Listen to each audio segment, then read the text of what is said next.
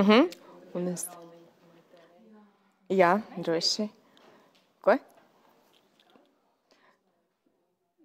Nē, es domāju, ka nebūs traki. Es saprotu, ka man lasma šeit ir jāsēž, jā. Tad tev ir jāizvēlās.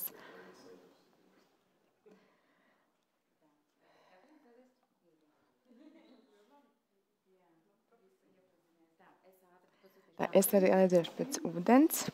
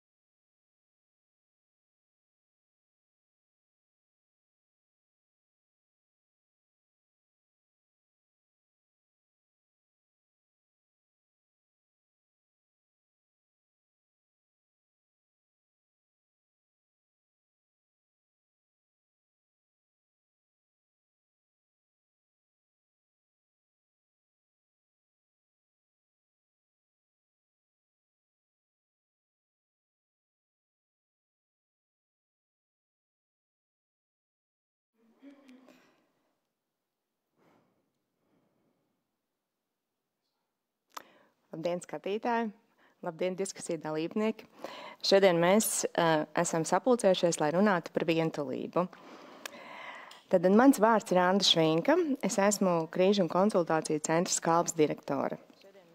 Šodien, 10. oktobrī, pasaulē tiek atzīmēta psihiskās veselības diena, tāpēc mēs Skalbas vēlamies aktualizēt kādu svarīgu tēmu, kas Latvijā, vismaz pēc Krīžu un konsultāciju centra Skalbas datiem, ir diezgan būtiska.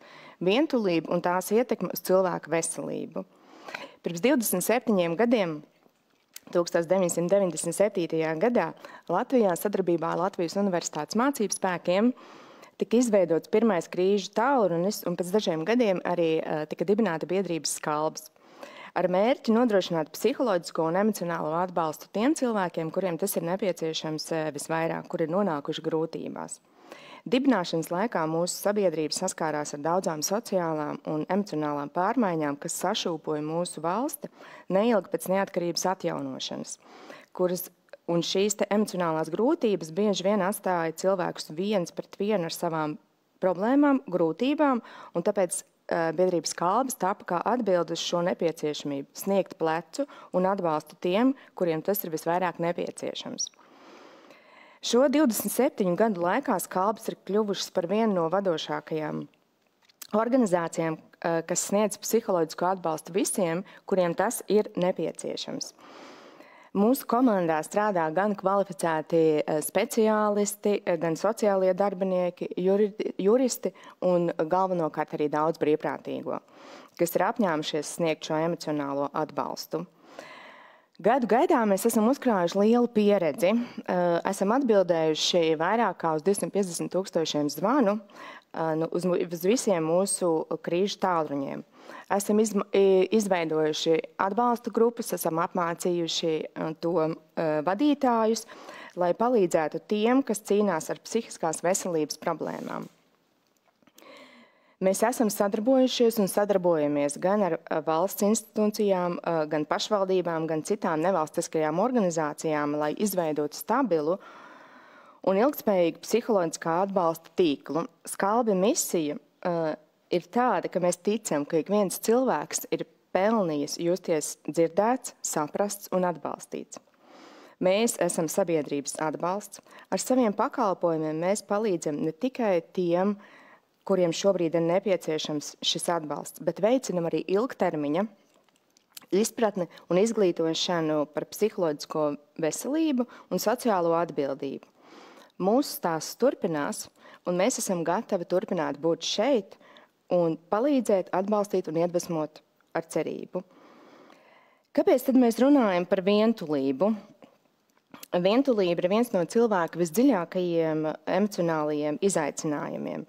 Mēs esam redzējuši gadiem ejot, kā cilvēki piedzīvo vientulību, arī bieži vien saskaroties ar citām emocionālajām grūtībām, depresiju, trauksmi, izolāciju.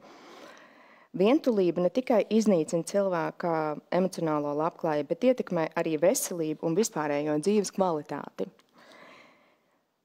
Jā, mēs biedrībā Skalbas ļoti bieži sastopamies un sadzirdam cilvēkus, kur jūtas vientuļi pat, ja viņiem apkārt ir ģimene, draugi, darba kolektīvs, mācību iestāde un arī ikdienas dzīve.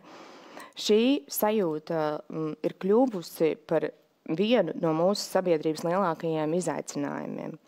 Mūsu apkopotie dati rāda, ka katrs 3. cilvēks no mūsu zvanītājiem izjūt vientulību. Un redzam arī to, ka gadu no gada šis skaitlis palielinās. Jā, un tāpēc arī vientulība ir kļuvusi par mūsu centrālo sarunu tēmu šajā diskusijā, un mēs vēlamies par to turpināt runāt, lai palīdzētu to izprast un palīdzētu cilvēkiem, kuri ir nonākuši šajā emocionālajā grūtībā. Ja mēs skatāmies par datiem, tad pēc vienotā atbalsta tālruņa 116 123 datiem mēs ik gadu palīdzam aptuveni 8000 zvanītājiem.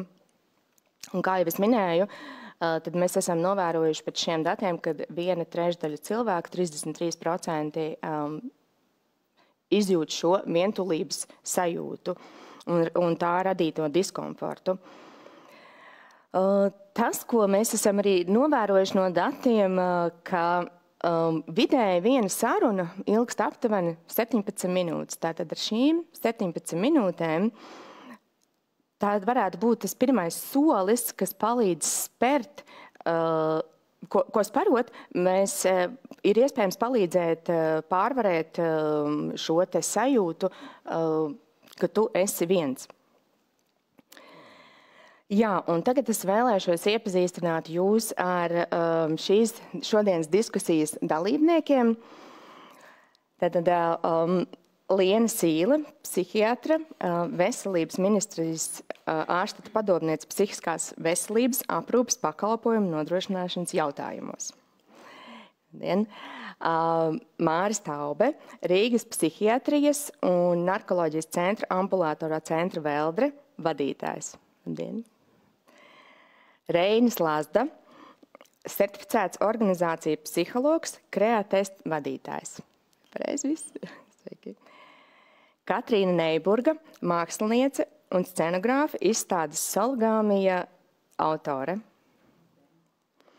Ines Ruka, biedrības Skalbes padomes priekšsēdētāja, klīniskā un veselības psiholoģe, Junga analītiķa un atbalstu grupu vadītāja. Tad varbūt iesākot vēl šo diskusiju, es padalīšos ar datiem, kurus mēs esam apkopojuši un radījuši tādu nelielu vientuļu cilvēka profilu pēc mūsu zvanītāju datiem.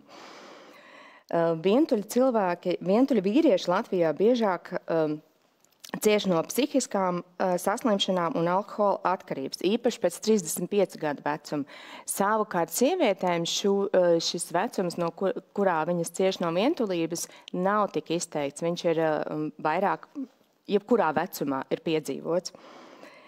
Dati arī liecina, ka vīrieši laulību vai romantisku attiecību šķiršanos par 4 reizēm biežāk nekā sievietes saista ar depresīvu stāvokli. Gandrīz 53% vīrieši piedzīvo satraukumu un nemieru.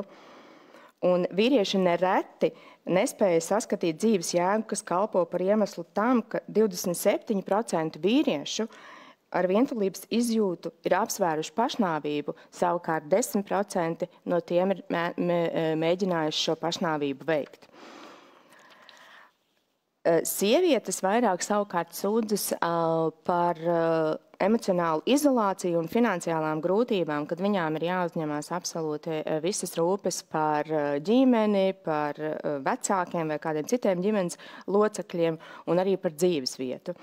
Sievietes savukārt vairāk cieši no vientulības, piedzīvojot krietni vairāk emocionālo vārdarbību.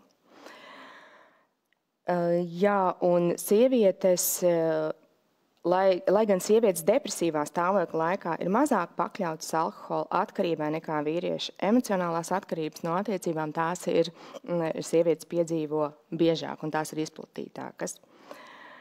Un tagad varbūt dzirdot šos datus, es vēlētos, un ne tikai šos datus, vēlētos iesākt šo diskusiju un uzdot jums jautājumus, kuri varbūt palīdzētu mums iezīmēt, kas tad ir vientulība, ko mēs ar to varam darīt, kā mēs varam palīdzēt un gan sev, gan līdzcilvēkiem, un kā tā mūs varbūt ietekmē, dzīvojot, strādājot, mācoties un vienkārši esot.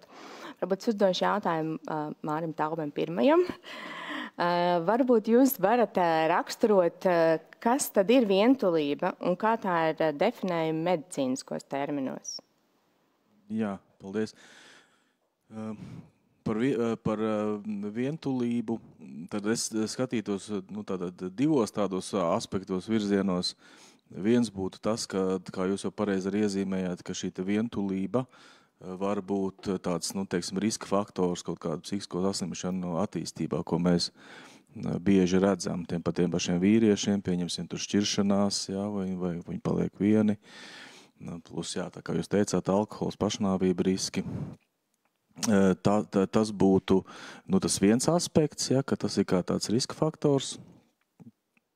Un no otras puses šī te vientulība var būt arī kā sekas, teiksim, šīm te cilvēka saslimšanām, ja, kad viņš jūtās liekas, jūtās nevajadzīgs.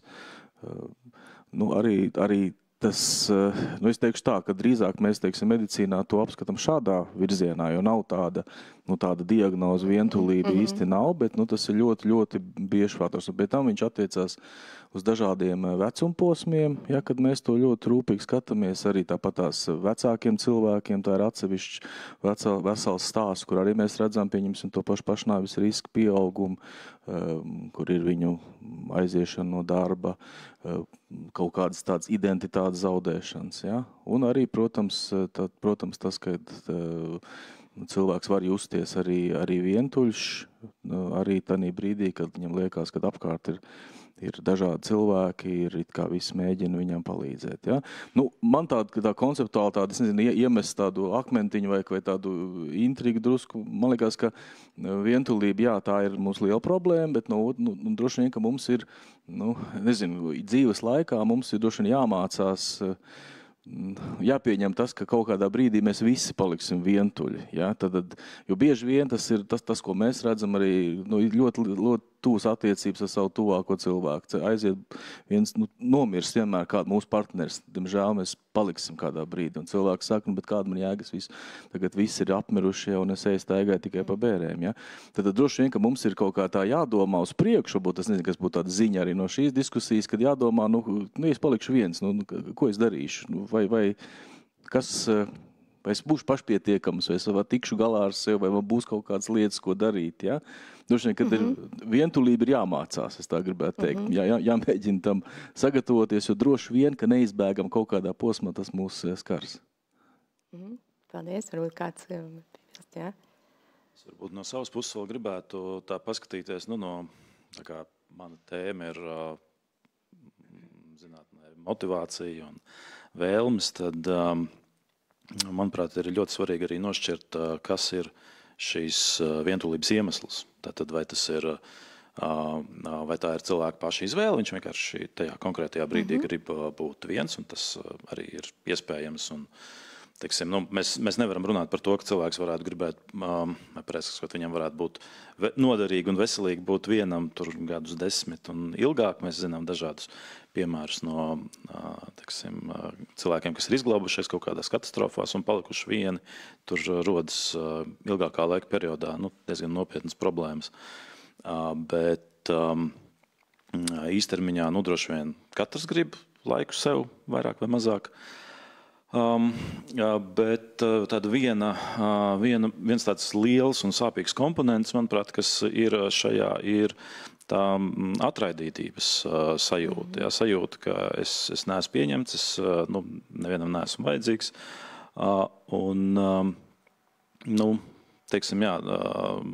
Tas, manuprāt, ir tāds ļoti liels un tāds karsts kartupelis, par ko ir vērts runāt kā paši par sevi. Jā, tā kā izolētība, pēc tam tā ir sekotā izolētība, jo tu jūties nesaprasts un tu sāc palēnām izolēties no komunikācijas. Jā, doma tāda, ka tieši šī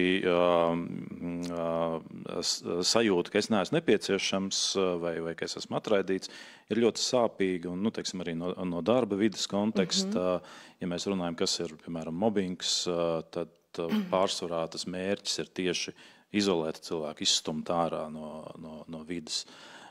Piemēram, ja mēs salīdzinām cilvēku ar dzīvniekiem, mēs tā kā neesam pavisam kaut kas cits, tad mēs varam konstatēt, ka cilvēks starp visiem dzīvniekiem praktiski ir vissociālākais. Ja? Mums citi cilvēki ir svarīgāki nekā, kaķiem citi kaķi, un pat ja mēs, kas ir tādi varbūt cilvēki tuvākie draugi dzīvnieku pasaulē, suņi, ja? Tad mēs zinām, ka suņiem viņi ļoti pārdzīvo, ja viņi paliek vieni. Tad, būtībā cilvēki pārdzīvo vēl vairāk. Jā. Paldies. Varbūt, Ines, es varētu uzdot jautājumu tev. Kā tu vērtētu, kuros brīžos un kādos apmēros ir normāli just vientulību, jo Māris arī teica, ka mums iespējams ir jāmācās šī vientulības sajūta, ka mums viņa būs jāpiedzīvo agri vai vēl. Es domāju, ka daudzi cilvēki teikt, ka viņi jau kaut kādos noteiktos dzīves posmos jau ir paspējuši piedzīvot to vientulības sajūtu, jo, ja bērns, teiksim, līdz skolas vecumam, viņam tomēr piesaistas persona ir vecāki, tad sākoties skolai, kad nozīmīgāks kļūst tā komunikācija ar citiem bērniem, kas vairs nav tā tuvā ģimene, tad, man liekas, tas pirmais posms, kad ļoti var iezīmēties vientulība, ir tieši pusauģu vecums. Kad rodas tā vajadzība atrast savu baru, atrast to, kas tad es esmu un kur es iedaros. Ja, un līdz ar to tā problēma, ja neizdodas pusaudzim atrast tos savus tuvos vienaudžus, viņam neizdodas atrast to pieņemšanas sajūtu, es teiktu, ka tas ir jau tas brīdis, kad daudzi pusauģi runā par vientulības sajūtu. Ja, un es domāju arī tālāk, jebkurā attīstības krīze, jebkurš tas pagrieziena lielais punkts, arī var nest šo vientulības sajūtu, ja neizdodas ieintegrēties. Jo, piemēram, daudz runā par vientulību tādu jaunu profesionāļu vidū, kas sāk meklēt to savu profesionālo vidi, kas tad viņš arī, kā viņš sevi spēs definēt, kur tad viņš ieintegrēsies tajā pieaugušo pasaulē. Un līdz ar to tie izaicinājumi, es domāju, ir ārkārtīgi daudz, dažādi. Vienam cilvēkam tas var būt, ka, piemēram, viņam nav labi attīstītas komunikācijas spējas, līdz ar to aizvien, tā kā vairāk ejot pasaulē, kļūst grūtāk atrast tos cilvēkus, vienkārši, lai, tā kā būtu ikdienā apkārt, un aizvien grūtāk arī izdodas atrast tādus draugus, tuvus cilvēkus. Un, protams, tad, teiksim, pusmūžs ir arī, man liekas, tāda viena tā lielā iespēja kļūt vientuļam, bet, man liekas, atkal tā ir tur ir otra puse, kad mēs varam runāt par to, ka mēs varam skatīties ne tikai uz ārpasauli, mēs beidzot varam arī vairāk, esam motivētāk, bišķi vairāk pievērsties arī tā savai iekšējai pasaulē. Un tad, man liekas, tā ir tā lielā iespēja, kur mēs varam atrast, tā kā veidu, būt lielākā kontaktā ar sevi, un ja ir tā iespēja būt ar sevi, un es esmu sev pietiekami interesants, bet ne tādā egoistiskā nozīmē, tad tā vientulība jau vairs nav tik aktuāla. Ja, tā kā es domāju, mēs daudz varam runāt par to, kas tad ir tā vientulība ar ārējo pasauli saskaroties, vai tā ir vientulība vispār arī savā iekšējā pasaulē. Un vienatne tas tiešām ir pavisam cits. Kādam ir piebilstams? Tad es varbūt pajautāšu, paldies, Ines, pajautāšu Katrīnai. Jūs savulaik esat radījusi darbu Solitude. Šogad Latvijas Nacionālajā Mākslas muzejā bija skatāms jūsu darbs. Sologāmija par sevis iemīlēšanu, būt vienatnē un būt pašam ar sevi. Kā tas ir? Es tā esmu sapratusi, ka šī tēma ir nodarbinājusi visu mūžu, un es jau ļoti agri sapratu, ka nāksies būt vienai pašai šajā pasaulē.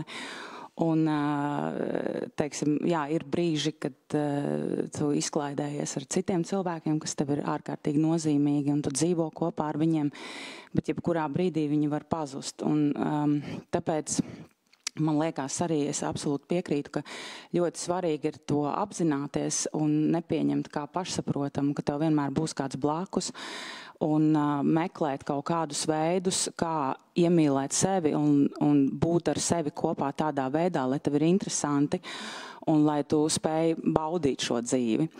Un man liekas, ka arī milzīgs tāds ir no sabiedrības spiediens, ka cilvēkam ir jābūt kopā ar kādu, un arī kā tu izskaties no malas, ja tu neesi ar kādu kopā, vai tu izskaties vientuļš, un tas jau izklausās briesmīgi.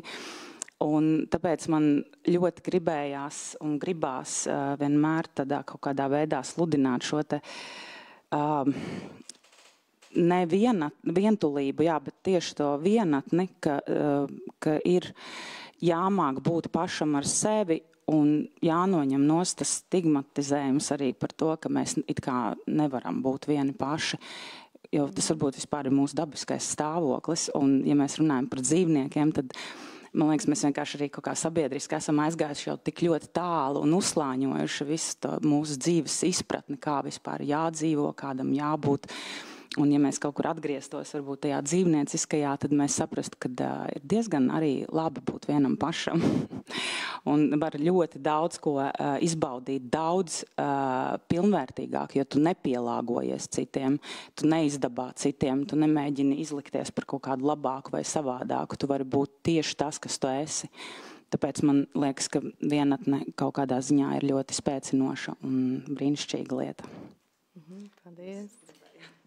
Jā, Doktor, es tikai, tā kā mums teica, ka mums tā kā atraktīvāk jārunā arī, tad teiksim, tas piemērs arī, gerontoloģijas veciem cilvēkiem arī saskaramies daudz, un tā ir milzīga vesela tēma, un tad ir, teiksim, kādreiz kādā sociālās aprūpas iestādē ļoti labā glaunā nonāk tas cilvēks dzīves laikā, un tad tie tuvinieki saka, nāk un saka, un kāpēc mana māma tur tagad nestaigā pāri, kāpēc viņa tur nespēlē kaut kādu vai nedzied tur korī, ja, bet viņa cilvēks nekad dzīvē nav dziedājusi korī, viņa vienmēr ir bijusi pati ar sevi, tad kāpēc viņa tagad pēkšņi, kad viņai tagad jāsāk dziedāt, dejot vai piedalīties?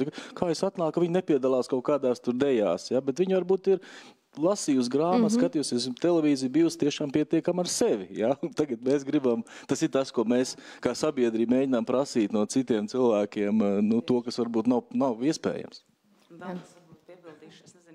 Man liekas, ka vēl ir tāda lieta, ka vienmēr ir, protams, ļoti labi, kad ir izvēle, jo tas, ja tu esi kaut kā viens pats un tā nav tava izvēle un ka tas ir tā kā tev pāri nodarīts vai kaut kas ar tevi ir noticis tāds dzīvē, tad tas ir daudz, protams, briesmīgāk un ar to ir kaut kā, jā, varbūt arī ar speciālistu palīdzību jātiek tam pāri, bet tā var būt arī cilvēka izvēle. Jā. Paldies. Jā, Liena. Jā, es arī vēlējos pateikt, paldies Katrīnai, ka pagriez to kuģi mazliet citādāk, jo es domāju, mums jau katram ir sava profesija, ko mēs pārstāvam, savus rāmis, bet es šīs diskusijās arī vienmēr gaidu, vai vismaz tad arī pati saņemos un pasaku, ka tas nav slikti būt vienam, un šīs ļoti labi jūs pateicāt sabiedrības spiediens. Un sabiedrības spiediens tiešām mums pieprasa, lai būtu attiecības, lai būtu šīs partnerattiecības, lai mēs kolektīvā visi būtu draudziņi. Tāpat arī, tad, ja mums bija tas noteikums arī, kad ir jābūt kādam jokam, tad es varu Reinim pastāstīt, ka es arī esmu tāpat kā jūs domāju, ka dzīvniekiem taču arī vajag to draudziņu, viņš taču viens pats un tā, un es viena kucēna vietā paņēmu 2 kucēnus, un viņiem noteikti ir interesanti, bet tas, un vienā brīdī vērojot, kā viņi attīstās, man bija tāds jo tas viens suns mēģina visu laiku tikt vaļā no tā otra suņa, viņam laikam viņš kaitina, un tad es domāju, bet kā mēs varam tagad uzspiest kādam to kompāniju? Ne, tagad viņi ir izauguši, viņiem ir labākie draugi, viss ir kārtībā, bet varbūt brīžiem mēs mazliet pārvērtējam un arī tad, kad mums nāk pacienti, piemēram, pie psihiatra, tad tiešām tas jautājums ir, kas jums traucē būt vienam? Kāpēc jūs nejūtaties labi, ja tur ir kāda psihopatoloģija, tiešām izmaiņas, kuru dēļ cilvēks nespēja būt kontaktā, nespēja veidot attiecības. Tas ir cits stāsts, bet, ziniet, cilvēki arī ļoti sevi kritizē. Un kritizē par to, ka man nav tāpat kā Instagramā. Kā redziet, man nav šī kompānija, ar kuras tagad var iet dalīties un iet uz tiem sociālajiem pasākumiem un tā tālāk. Bet patiesībā, ko jūs vēlaties darīt? Es vēlos sestdienas vakarā mierīgu filmu viens pats paskatīties. Un arī tas ir jānormalizē reizēm. Un tanī brīdī, kad tev tas nemieris iestājās, ka tu esi viens pats, tad ir jautājums, kāpēc tev ar sevi nav labi? Jā. Jā, tāpēc es arī runāju par dažādiem līmeņiem, un tas varbūt, ko es ieskicēju, ir, ka dziļākajā līmenī cilvēkam ir svarīgi būt grupas sastāvdaļai, būt, teiksim, sajust apkārtējo cilvēku atbalstu, jo, teiksim, tas ir vispār veids, kā veidojas personība. Personība nepastāv pati par sevi tukšā vietā. Ja? Cilvēks nevar izaugt tukšā telpā bez citiem cilvēkiem, ar kuriem sarunāties, ar kuriem kopīgi, no kuriem kaut ko mācīties. Tukšā vidē tas nenotiek. Tātad dziļākajā līmenī šī grupas citu cilvēku klātbūtne, viņi ir vienkārši viena no visdziļākajām cilvēka nepieciešamībām. Ja mēs runājam, jau citā līmenī, ikdienas līmenī, ja, ka es sestdienas vakarā gribu paskatīties filmu, un man ir sajūta, nu, ka varbūt es pats sev neļauju, varbūt es izjūtu sabiedrības spiedienu. Tas jau ir kaut kas cits. Jā. Protams, ka mums ir dažādas vajadzības. Atrodoties grupā starp citiem cilvēkiem, jā, ir konkurējošas vajadzības, konkurējošas vēlmes. Un it sevišķi, ja mums ir tendence tās savas vēlmes, drusciņi nolikt malā, lai izpatiktu citiem, tad uzkrājas tā spriedze. Un, protams, ka to spriedzi kaut kādā veidā ir jāizlādē, un tad varbūt tāda vienatne ir ļoti piemērots veids, kā to darīt. Jā. Tā kā, ja gadījumā es izklausījos, ka es saku, ka tagad visiem visu laiku ir jābūt kopā ar cilvēkiem, un ja kādas 5 minūtes jūs esat viens, tad tas ir nepareizi. Ne, tas galīgi tā nebija domāts. Jā, tas bija domāts tā, ka cilvēks ir šī grupas sastāvdaļa, un tas par suņiem bija ļoti labs piemērs, starp citu. Es tieši dodieties šurp aizdomājos par to, ka tur sabiedriskā transporta pieturā vairāk cilvēku stāvēja, visiem bija austiņas ausīs, un visi bija katrs savā pasaulē. Ka mūsdienās ir daudz vieglāk būt vienam, tagad norobežoties vispār no visas pasaules, un kaut kādas paralēlas tur ir ar, piemēram, ar ēšanu, ja? Jo ēšana, tā arī ir dzīves nepieciešamība, bet gan neēšana var būt traucējums, gan šī emocionālā ēšana var būt traucējums. Jā, tā ka, protams, ka ir jāatrod tas līdzsvars, un abas galējības ir kaut kādā ziņā problemātiskas. Jā. Tā ir tā mūsu dzīves, varbūt patīkamā, interesantā un vienlaikus apgrūtinošā daļa, ka visu laiku ir tas līdzsvars jāmeklē šajā ziņā starp pārāk lielu noslēgšanos, vientulību un, arī bēgšanu no sevis, atrodoties starp citiem. Jo man liekas, ka viena saprotama lieta, kas cilvēkiem bieži asociējas ar vientulību, tā ir tā sajūta, ka es ciešu. Un ja es izvēlos būt viens, tad es jūtos labi ar to. Bet vientulība tās vairāk ir tādas emocionālas ciešanas, izolētība, sociāla izolētība, atraidījums. Bieži vien tā mēdz būt jau arī tāda agrīnas vardarbības pieredze, kad es īsti pat nemāku iekļauties pasaulē, un es nezinu, vai ir droši iet pasaulē. Vēlāk partnerattiecībās arī vardarbības pieredze, kas liek izjust vientulību. Jā, tā ir man liekas, tā vientulības puse, kas ir ciešanas. Es no jūsu visu teiktā sadzirdu to, ka patiesībā vientuļam būt no vienas puses, tā ir nepieciešamība un vajadzība, no otras puses tās ir tomēr grūtības un ciešanas. Un vēl to, ka sabiedrība uzspiež mums nebūt vientuļiem, nebūt vieniem ar sevi, tad varbūt es gribētu pajautāt, kā tad nebaidīties būt ar sevi, kā pieņemt to, ka es varu reizēm būt arī viens un reizēm arī būt vientuļš. Un kā man saprast, kur tad ir tā robeža, ka tas jau ir par daudz?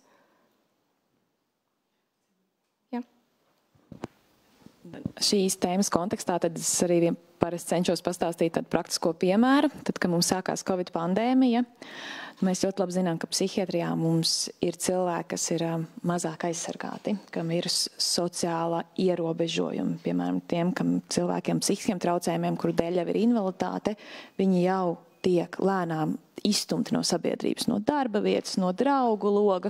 Un tā lēnām tas pakāpeniski cilvēks tiek izstumts un atrodas savā burbulītī, savā sociālajā istabiņā, savā dzīvoklītī, vai tiem, kam ir radinieki, tiem kaut kas tiek nodrošināts. Ja nav iespējas atgriezties atpakaļ arī darbā, tad nav arī kolēģu.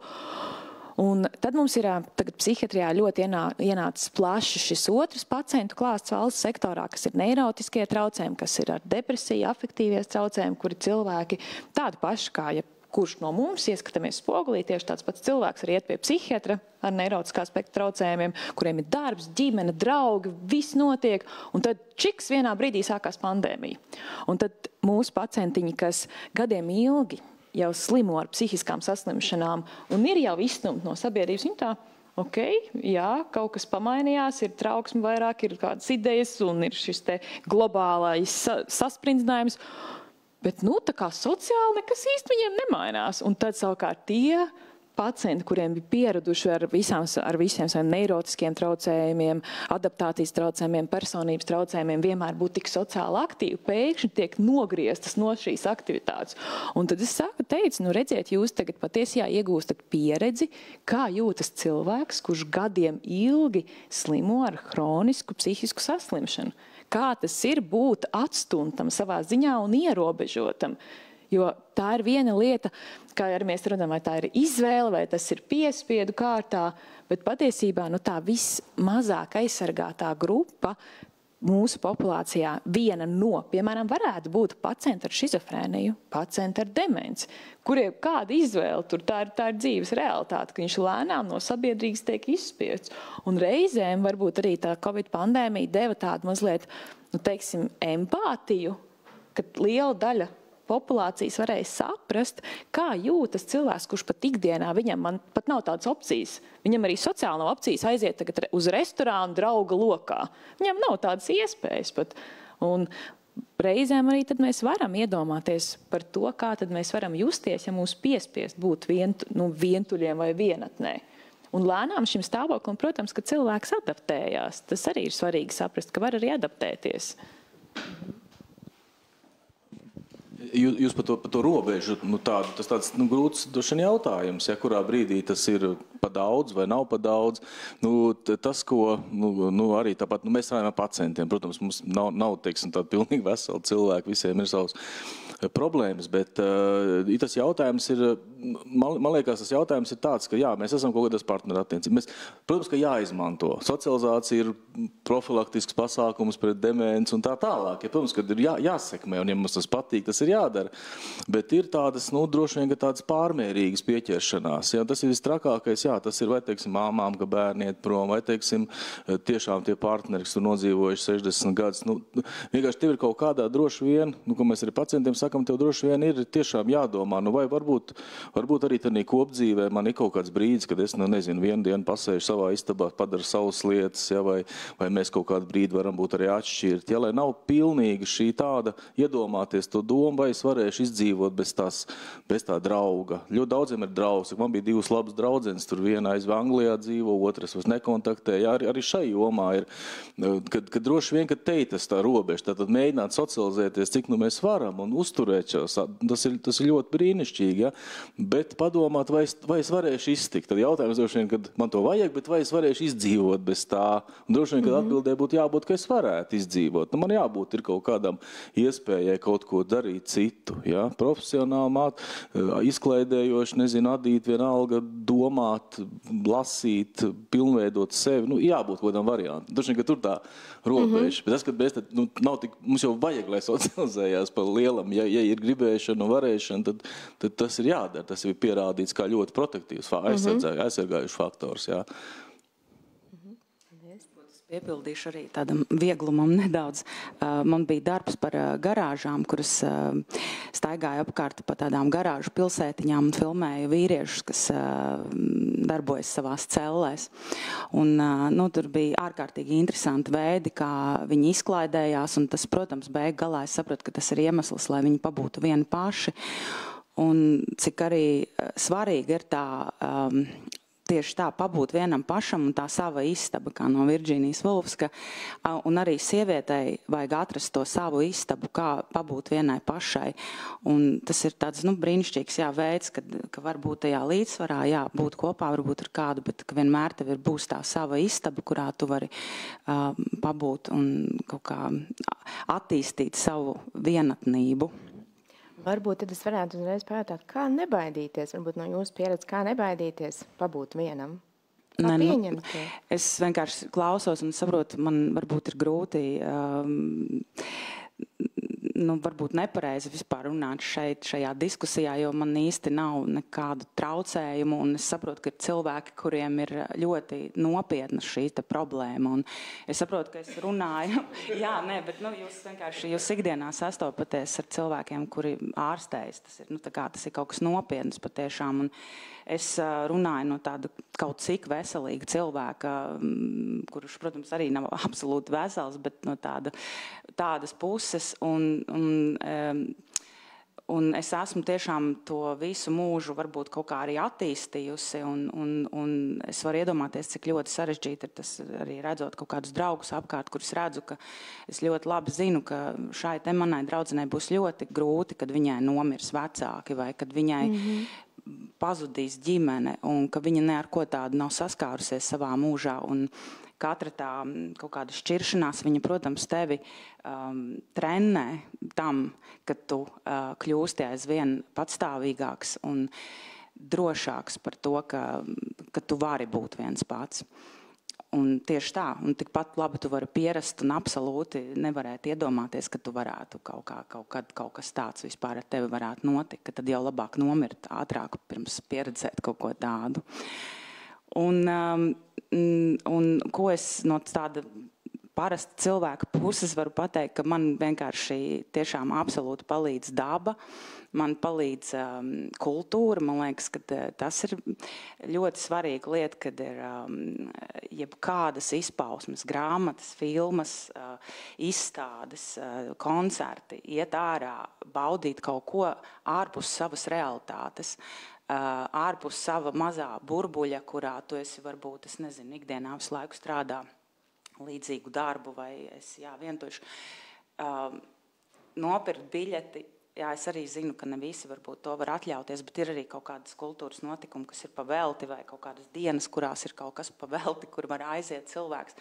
Man liekas, tas ir tas, kas mūs izrauj ārā no mūsu tās varbūt bēdīgās realitātes, kaut kādas sajūtas, kaut kas mūs papildina un vienkārši, jā, tās kaut kādas, man liekas, tādas divas lietas.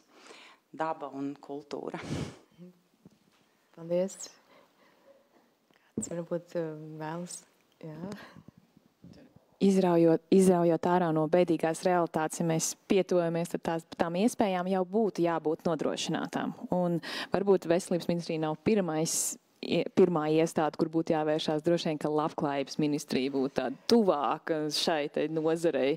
Ja mēs runājam par, man kā psihiatram, un es domāju, ka profesoram Taubam tieši tāpat, mums mazliet sāp tas, ka mums nav tāda senioru māju kultūra vai senioru klubu kultūra, un tas ir sāpīgi, jo valstīs ir pierādīts, kur ir šī te, kā kultūrā iespēja, kur cilvēkam pēc savas izvēles aiziet vai ne, viņš var izvēlēties iešu vai nē, bet iedomājieties, ja pat nav šīs izvēles. Un man atkal vēl ir kreņķis par to, ko jūs teicāt, ka vienbrīd pieminējat, ka tā tomēr ir prasme veidot attiecības. Un iedomājieties, ja jaunietim sociāli apstākļi, ekonomiskie apstākļi, viss mūsu mobbings, bullyings, viss pārējais, kas tika pieminēts, viss kopā, ja viņam pat nav iespēja šo prasmi iegūt, tad mēs jau iestartējam ar ļoti sliktiem rezultātiem. Tā ir, un tad mazliet Reinis noteikti precīzāk visu pateiks, bet es tikai to virziens, kādas ir tās pārdomas, ko es mēģinu cilvēkus, savus pacientus pārnāt, un tad sūt tālāk pie psihologa, psihoterapeita, kad atkal nepareizais virziens ir šī ļoti lielā validizācijas meklēšana no ārpus sociālajās attiecībās. Tam nebūtu sociālo attiecību galvenais mēģis nav validizācijas meklēšana. Ja tas ir tāda iemesla dēļ veidots attiecības, tad atkal tur ir cits stāsts.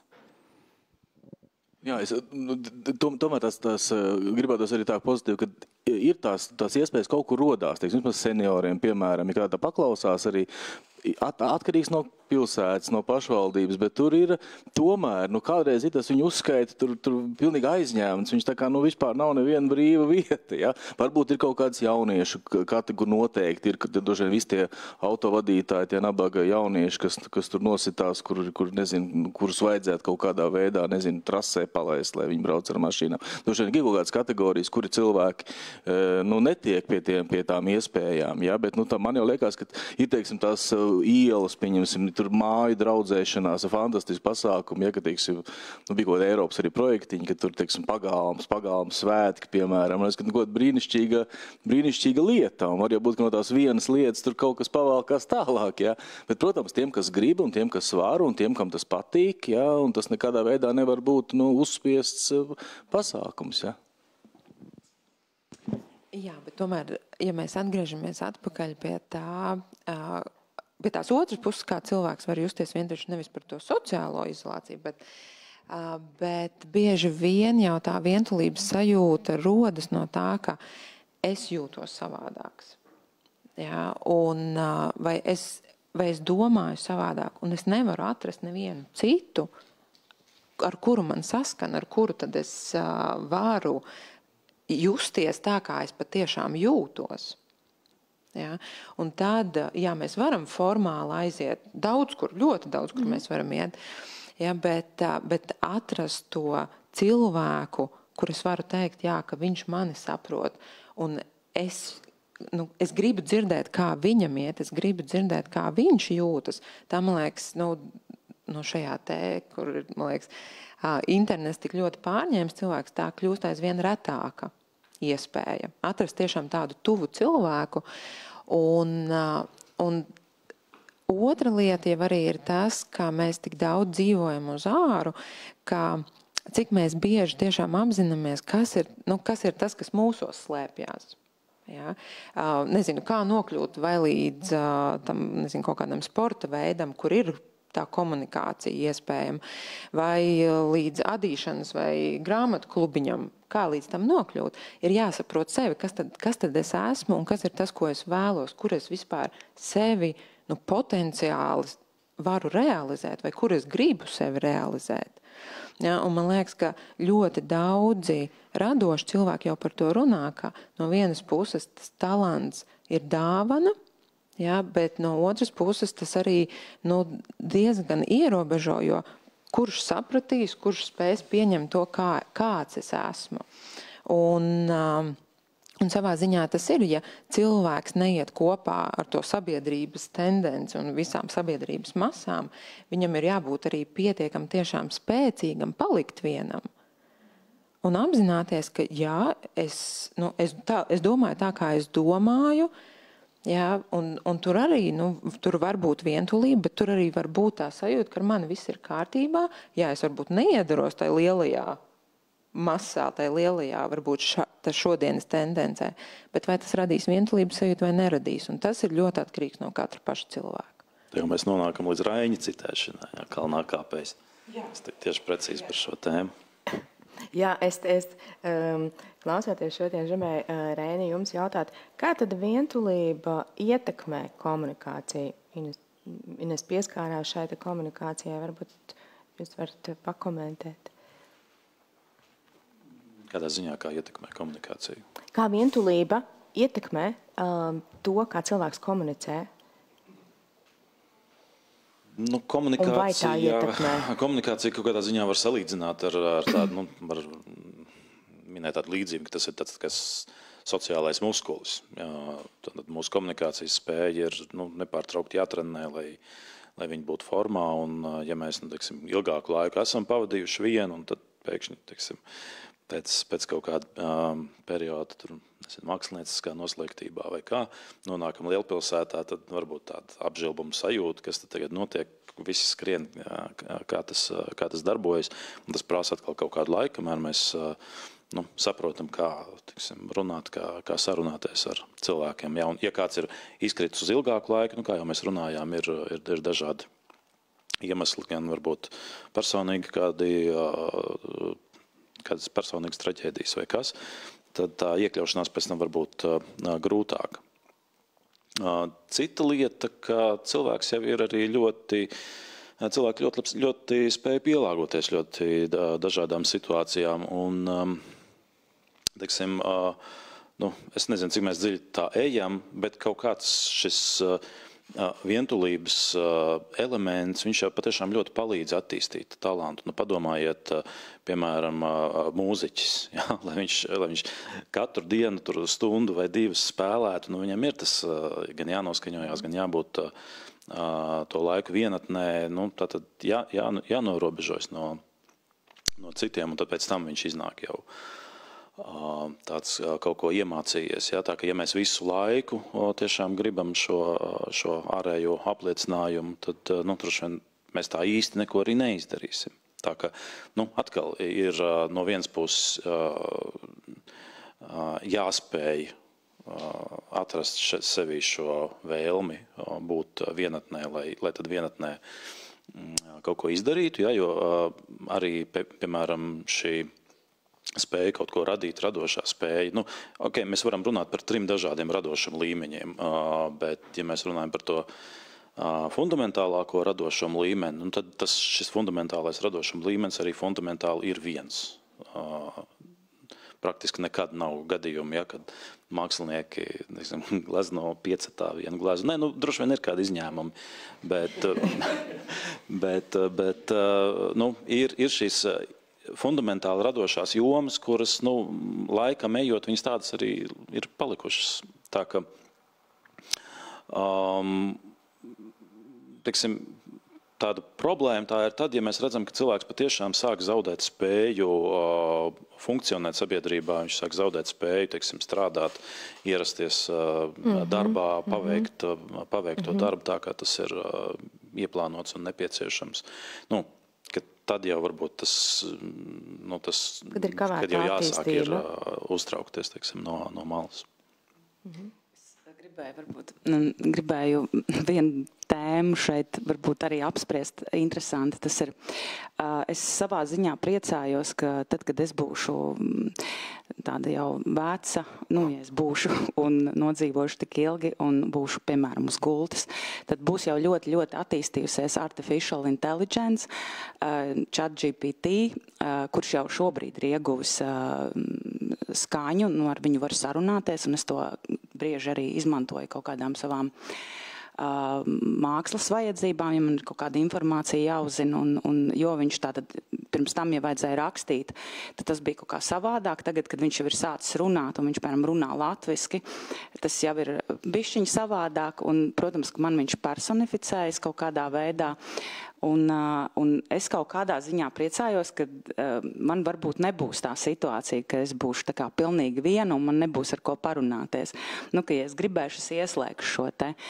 Un ir jau viss tās fantastikas filmas, kur ir jau tās attiecības attīstās cilvēkiem ar šīm te robotiem. Es teiktu, es nezinu, ko jūs domājat par šo, vai tas ir tā kā uz labu vai uz sliktu, vai tas ir, ok, ja tev ir draugs, neīsts draugs.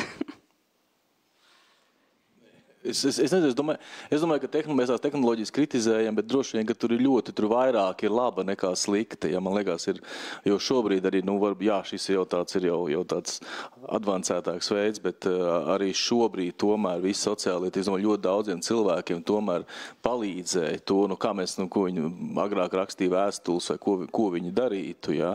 Tad šai gadījumā tomēr tā ir sava vide un tā ir tomēr tās pašas emocijas, tur ir diezgan dzīves un diskusijas un tas, man liekas, stipri palīdz. Es jau tā kā būtu optimistisks, ka tomēr tās tehnoloģijas palīdz. Es tomēr ticu cilvēkam, ka, nu, tas, kad viņš atradīs arī to laiku, vēlmi un interesi arī būtenīs reālajās attiecībās, ja viņam tas būs interesanti un vajadzīgi, un ka tas nebūs tā, ka tas, nu, viss vainīgi datori, ja.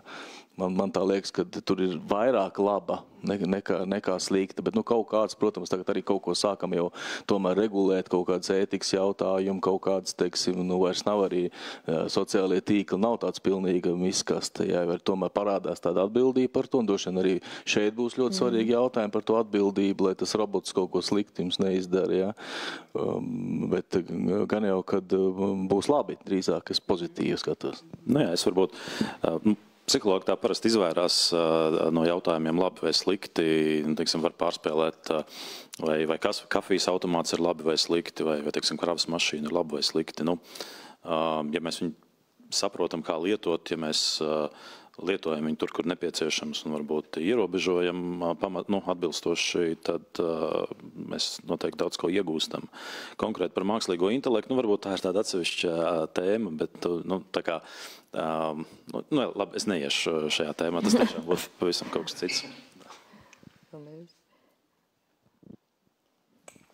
Samuls, vai es gribēju piekrist Mārim, jā, ka es redzu vairāk laba nekā slikta, bet tas ir arī saskaņā ar Reini, tad mēs nesakām laba vai slikta, mēs sakam vairāk laba šīs digitālajās tehnoloģijās, bet, kas ir ļoti, ļoti būtiski, prasmes komunicēt neiemāca digitālā vide. Kritisko domāšanu neiemāca digitālā vide. Tas ir rīks, kurš mums ir ļoti palīdzošs. Tās paša saziņa, cik ātri mēs varam draugu kompānijām. Man arī ir draudzenes, kas nedzīvo Latvijā. Mēs nekad nebūtu vēl projām tik, es teikšu, godīgi ciešās attiecībās, tik siltās attiecībās, ja mums nebūtu šie čatiņi, kas update to, kas pa dienu ir noticis, kas pa mēnesi noticis, kad mēs tiekamies, ātri saskaņojam laikus. Tas ir rīks, kas ir jāprot izmantot, bet ar to nevar aizstāt. To sanāk dabisko vēlmi pēc cilvēciskā kontakta, jo kāda ir pētījuma jāstāsta, bet oksitocīna mēs zinām, ka viņš rodās tomēr sociālajās saitēs, reaģējot uz jūsu sejas izteiksmēm, reaģējot uz jūsu emocijām, mums smadzenēs izdalās oksitocīns. Vai tas droši vien tas evolucionāri ies uz priekšu un būs arī varbūt no šī ChatGPT tas pats? Tas ir, teiksim, par mākslīgo intelektu, varbūt pētījumi, es pieļauju, ka vēl tik ļoti detalizēti nav, vismaz šādā kontekstā. Teiksim, universitātē ar studentiem mums ir tieši viens kurs, kurā mēs skatāmies jaunākās publikācijas, tur parasti ir kaut kādu vairāku gadu aizturi, kamēr tie dati tiek apkopoti un tā. Bet ko mēs zinām, ka ir pētījumi par grāmatu lasīšanu vai grāmatas formātā vai elektroniskā formātā un tādā papīra formātā grāmatu tomēr lasot, viņi gan raisa spilgtākas emocijas, gan vairāk paliek atmiņā. Tīri tāpēc, ka mēs nevis visu laiku skatāmies uz vienveidīgu šo ekrānu, bet gan ar pirkstiem ir lapas jāpāršķir, gan lapas kaut kāda nedaudz izviļņojas un tur krāsas, gaismas spēles, viss kaut kas var sakot, smadzenes strādā pilnvērtīgāk to informāciju apkopojot. Un, tā ir iekārtot mūsu domāšana, ka visas šīs mazās detaļas, viņas tomēr mūs aktivē un palīdz darboties. Tāpat arī šī iemesla dēļ komunikācija klātienē noteikti ir daudz tāda pilnāka ar mazajiem šiem efektiem nekā ja mēs skatāmies ekrānā. Mēs daudz vairāk emocijas varam nolasīt arī kaut vai tādēļ, ka mēs redzam cilvēku pilnā augumā, bet ne tikai arī tā kaut kādas mazas detaļas sejā, mazas kaut kādas maza pavīpstināšana, ko, teiksim, ekrāna otrā pusē neredz, bet klātienē redz. Jā, tā kā mūsu diskusija par vientulību, viņa ļoti interesanta no katra jūsu skatu punktu un viedokļa, un es gribētu, tā kā viņi iet palēnām uz beigām, es gribētu uzdot jums varbūt jautājumu tādu, ko tad tomēr darīt, ja mēs pamanām, ka kāds sajūtās izolēts, vientuļš, kas ir tas, ko jūs ieteiktu, kā palīdzēt šādam cilvēkam, kurš vēl nav atradis to līdzsvaru starp sevi, būt labi ar sevi un tomēr jūtas grūti. Tā kā man vairāk ir saistība ar cilvēkiem darba vietā, kas ir varbūt tāda virspusējāka komunikācija, varbūt es sākšu par to, ka patiesībā mēs pieskaramies šeit tādai būtiskai psiholoģiskai dilemmai, cik dziļi un kādās situācijās mēs varam pieņemt, ka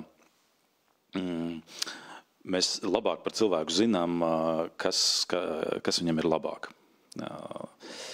Kas ir pietiekami sarežģīta dilemma, un, manuprāt, viņa pat vienkārši nav atbildama. Un tāpēc, teiksim, varbūt cilvēks patiešām grib būt viens, un varbūt Mums nevajadzētu tā pārāk pieņemt, ka mēs viņa vietā zinām, ka viņam vajadzētu kaut kur iesaistīties vai nē. Bet es ieteiktu izmantot to pašu vispārīgo atziņu, ka centieties būt jauki un laipni pret pārējiem. Un, ja viņi gribēs, viņi atbildēs tādā līmenī, kādā viņi jutīsies komfortabli. Reinis ļoti labi pateica, jo, jā, mēs arī, protams, mums ir pacienti, kuriem ir šīs veselības problēmas un viņas ir radušās, bet ir tiešām situācijas, ka, teiksim, cilvēks ar autiskā spektra traucējumiem, viņš tiešām ir spiests pamest vairākus darbus, tieši tāpēc, ka, tie apkārtējie tomēr, mēģi, kāpēc tu nekomunicē, kaut kādi joki, ka tu nesaprati mūsu joku, ja, pat tādās ļoti sāpīgi tam cilvēkam, ja. Līdz ar to varbūt, ka tiešām tas, ko mēs varam darīt, tas ir, jā, mūsu uzdevums, jā, mēs varam piedāvāt, teiksim, pieklājīgi piedalīties kādā, bet nebūt uzbāzīgiem un vienkārši tiešām būt pieklājīgiem pret saviem kolēģiem, jā. Uzmanīgiem un pieklājīgiem, ja? Jo varbūt vienā brīdī būs situācija, ka tas cilvēks prasīs, un ir situācijas, kad darba kolēģi piesaka šīs te vizītes pie ārstiem, piemēram, palīdz cilvēkam, ja? Spērt to soli. Ja? Tā kā es domāju, ka te pieklājīgi un uzmanīgi droši vien Reinis ļoti labi pateica. Jā, es arī no savas puses varu tikai pievienoties iepriekšējiem un vēl papildinot, kad ir jābūt pieklājīgam tiešām pret visiem cilvēkiem, bet tanī brīdī mums arī jāspēj novilkt tā robeža un skalbi sakarā, ka mēs nevaram mainīt agresīvu, mēs nevaram mainīt kādu citu, kas ir pret mums vērsta, tad ir labāk pašām pabūt vienatnē un spēt arī tās durvis aizvērt. Bet runāja par to, kā iedrošināt, un tas pirmais ir pieklājība, laipnība, un ļoti svarīgi ir atvērtība. Tā kā jūs jau minējāt, neiet klāt otram jau ar savu schēmu, kādam viņam jābūt, bet ir vienkārši jābūt atvērtam un nenosodošam, ka tie varianti ir dažādi. Un tad jau cilvēki, viņi tiešām pievalkās un to redz, kad ar tevi var nākt parunāt. Man ļoti bieži saka, ka es nāku pie jums, jo jūs nevienu nenosodat, bet tas jau ir labi. Un netiesāt, kādas tās attiecības ir, nav, ko viņš dara, vienkārši spēt saprast to, ka mēs esam dažādi. Un pieņemšana ļoti palīdz šī komunikācijas radīšanā. Man tā liekas. Jā, pieņemšana noteikti palīdz, un tā viena lieta arī, ko strādājot skalbēs, man liekas, mēs esam piedzīvojuši, ka cilvēki soli pa solim spēj virzīties uz priekšu. Reti, kurš no mums sēž, un tad ir gatavs, nezinu, olimpiskā čempiona līmenī uzreiz sportot. Mēs jau trenējamies. Un līdz ar to arī, ja ir pieejama informācija par dažādiem šiem atbalsta veidiem, tad arī cilvēkam pašam ir iespējas izvēlēties un izsvērt, kas ir tas, uz ko viņš ir gatavs, vai piezvanīt uz krīzes tālruni. Daudz cilvēku zvana naktī, jo tad arī ir tā sajūta, ka tad es esmu kaut kādā vairāk drošībā, es esmu savās mājās, nezinu, pa savā drošajā vietā, visi pārējie guļ, neviens mani nedzirdēs, un ja tas ir pirmais solis, tad brīnišķīgi. Ja? Uzdrošināties, spērt to pirmo soli, tas droši vien ir tas vissvarīgākais, bet, lai to spērtu, tieši tā ir vajadzīga tad pietiekami iejūtīga, atbalstoša vide, un otrs ir nepieciešama informācija. Ko tad es vispār varu izdarīt? Paldies, Katrīna, varbūt jums. Tik daudz jau tika pateikts, arī, protams, visam piekrīt, un nezinu, varbūt man iešāvās prātā vārds empātija. Man liekas, tā ir tā lieta, kas mums visiem ir jātrenē un vienmēr mēģināt iejusties otrā cilvēkā, un arī bija tāds, man liekas, latviešiem sakām vārds, ka nedarīt otram to, ko tu pats negribi, lai tev nodara. Un ja mēs to ievērotu, man liekas, tad visiem būtu daudz labāk dzīvot šajā pasaulē. Jā. Lai ir pievienotā vērtība arī mūsu diskusijai, tad mums arī ir praktiskā iniciatīva. Nacionālais psihiskās veselības centrs šodien aicina visus uz Tvaika ielu 3:00 stādīt tulpes. Socializēsimies, radīsim kaut ko skaistu, un tā arī, tad runājam par informāciju, tad no 3 līdz 6 mums ir dažādi pasākumi ar mākslas terapeitiem, ar tulpju stādīšanu.